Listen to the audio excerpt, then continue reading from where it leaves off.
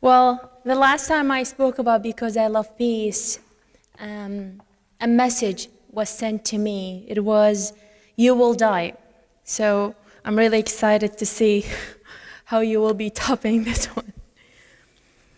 So I was invited here actually, so when Sophie connected me, she was inviting me to speak, as she said, about Because I Love Peace, which is a letter campaign that I started it in 2013, in April 2013. And the idea started actually in April, and when me and my friend were talking, and we were talking about a way to kind of give back to our country, Iraq, and just to connect people and such. And my friend, her name is CERRU, she lives in Chicago. And after this Skype call that we had, I kept thinking about it. I kept thinking about it because of my passion in life, which is peacemaking, reconciliation, relief. And I kept thinking about a way to connect all these things together through this project, which is a letter writing project.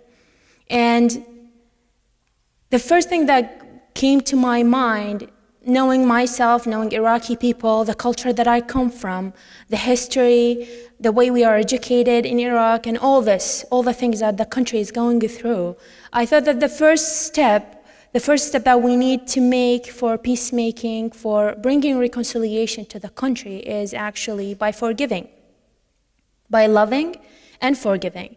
And by saying that, meaning forgiving the enemy. If you just now walk to a normal classroom in Iraq and you asked, who's the enemy? Simply the answer will be America or Israel. That's the first thing, just not because of, it's actually the enemy, but it's because of education, because of a lot of historical things that come to play, wars, and unfortunately, the media.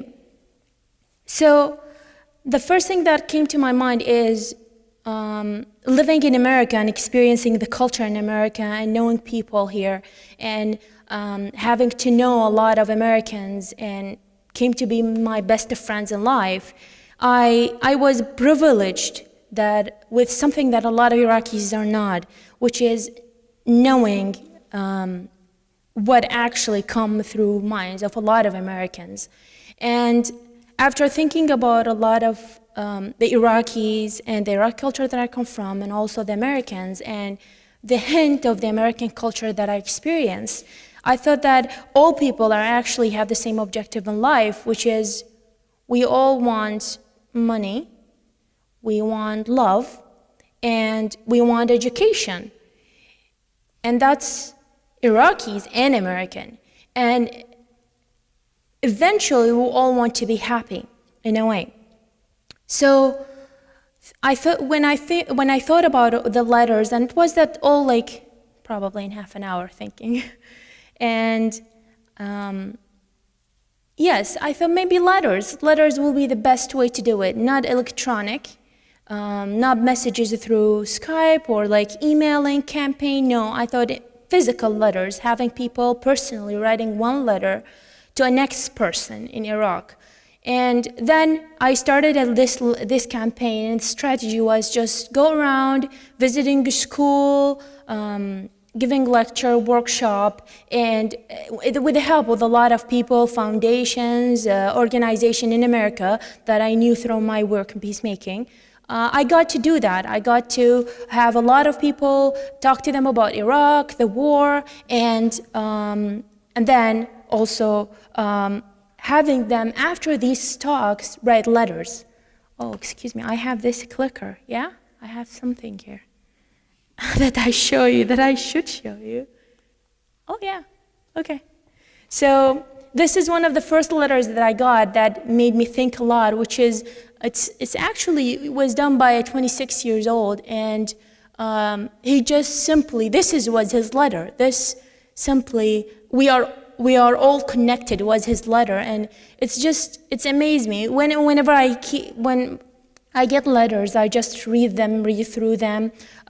Some of them needed translation that I had to do, and this one just kind of dazzled me. Whenever I go through the letters, I look at it and I just love it, you know, because it's just exactly what we need to establish. We're all connected. And these are some of the schools that I went to visit and talk to the children, different age group, different people. That's showing where Iraq is, because a lot of people didn't know what Iraq is, what these words meant. Also trying to engage, as I said, different age group to have them write letters after different. I think this was the Shabbat dinner that we finished, and then we talked a little bit about peace and love, and then writing letters to Iraqis. This is a different lecture at Stony Point in a Peace in Action conference. So after in August 2013, after having a lot of letters, and I was at the point that I need to go back and get the letters to actual Iraqis, because that was the point. I was in a Peace in Action conference when I met this guy, Canon Andrew White, who is the president of the Foundation for Relief and Reconciliation in the Middle East. And we got to talk together. I told him about my campaign and my willingness to go for like 2 weeks' time to Iraq to kind of spread the letters, do what I was doing in America and Iraq. He offered me a job. He offered me a volunteering job as a dentist, because that's what I am, and also in peacemaking and reconciliation. So, and that's after like 2 minutes of talking with him. So I was like, that guy is crazy. But I was crazy enough to accept the job, actually. He Facebooked me after he left that one day, and I accepted the job, thinking maybe 2 weeks will be enough to go back and spread the letters, work with him, volunteer for 2 weeks with this foundation. And after a year and a half now, I am the director of operation and for this foundation, for two foundations, the Foundation for Relief and Reconciliation in the Middle East, America, and the UK. To tie it up with my Because I Love Peace ongoing project, because it didn't stop, the foundation, we start in the beginning, in the early this year, we focus on three objectives, which is peacemaking, reconciliation, and relief. And we have in Baghdad, we have a school, a medical center, and a full relief program that goes for families in need. And the relief contained food, medication, living expenses, rent, whatever is actually needed by the people. And everything kind of took place, you know. And Because I Love Peace, also, I was invited a couple of events that I actually shared the letters. It wasn't actually very accepted, because after a lot of wars and you know, people are struggling there so much that it's really hard to forgive. Forgiveness is not that easy anywhere. So imagine it there, and you are asking people to forgive, you know, forgive the Americans who are in that mentality, are the, you know, the entity that was, everything bad was put on this name, on this title, you know. So it's a process of educating people in reality to know, to understand and know, and in a way, you know, try to forgive. So the crisis started in, like, after 6 months of working, the crisis started. Which crisis? It's ISIS. It started, Daesh, and after this, there was a dramatic change in everything, in reconciliation and relief. Everything that we did, it just like changed dramatically. Since January this year, there is about 1 in 8 million IDPs, internally displaced persons in Iraq only, and there is more than 1,700 locations where all those people are displaced. working with the refugees and with the internally displaced people, you talk to them, individually, and you learn their stories, and that's in that way you will be able to help.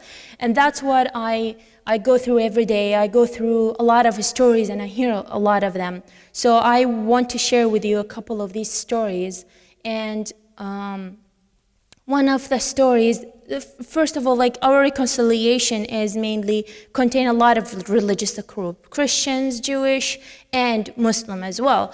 ISIS, as defined as the Islamic State, or Daesh, the real name is Daesh, they say that they are Muslim, but in reality, they are being horrible to all religious groups in Iraq, Christians, Yazidis, Shia Muslim, and Sunni Muslim. So they are, as far as what I do in my work, they are not identified by any religion whatsoever.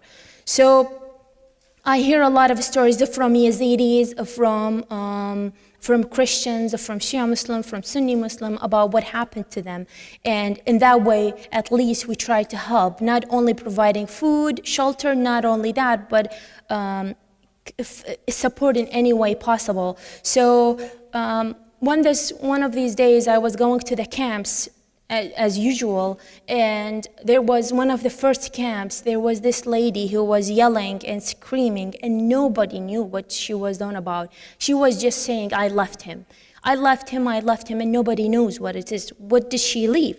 So after a lot of conversation, a lot of people approaching this lady, apparently when ISIS came and everybody was leaving and everybody was grabbing as many of their kids as available, she was trying to get all her kids out. She left the 2 years old in the cradle.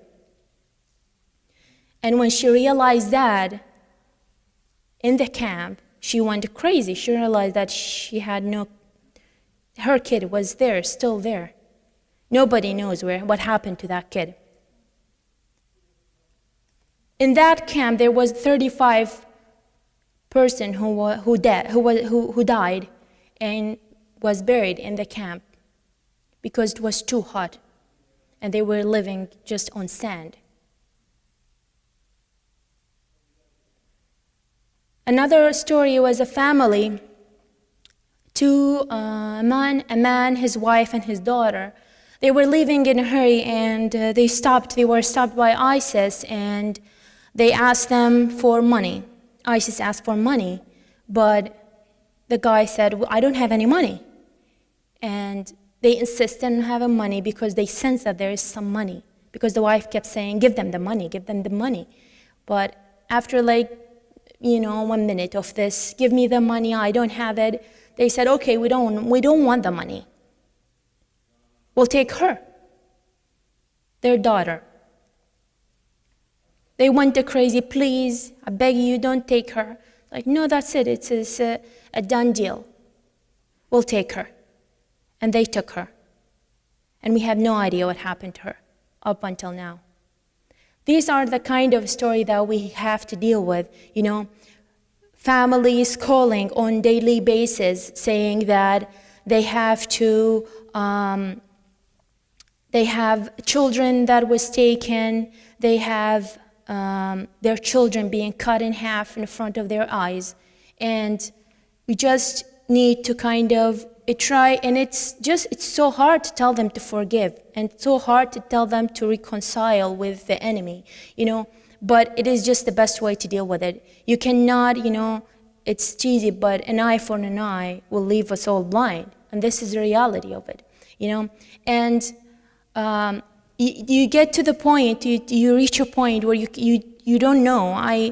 Until now, when I talk about it, I can't speak fully of all the stories that I hear because it's just too hard for me to kind of go through all the stories in my mind, and seeing all those people living a horrible life in the sun or in the cold, losing their daughters, losing everything they have just because they are Sunni, they are Shia, they are Christians, or they are Yazidis, or of any faith. And you'll have to reconcile, and you have to say this is the best way to go through.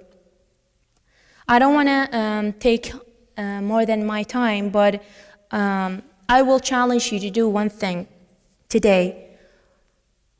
I will challenge you to, if you have someone that you consider an enemy, maybe sister, you know, or a mother, or a neighbor, or anyone that you consider someone that you don't like, or they don't like you, you know, give them chocolate, or a rose, or a gift, or anything, if that matters, you know, and go and give it to them with no reason, without talking, you know, without explaining. Just keep in mind all these stories, all those people that left everything with they live off of nothing, and imagine them reconciling with the enemy, and try to, you know, do that the same. Your life will be better, I promise you.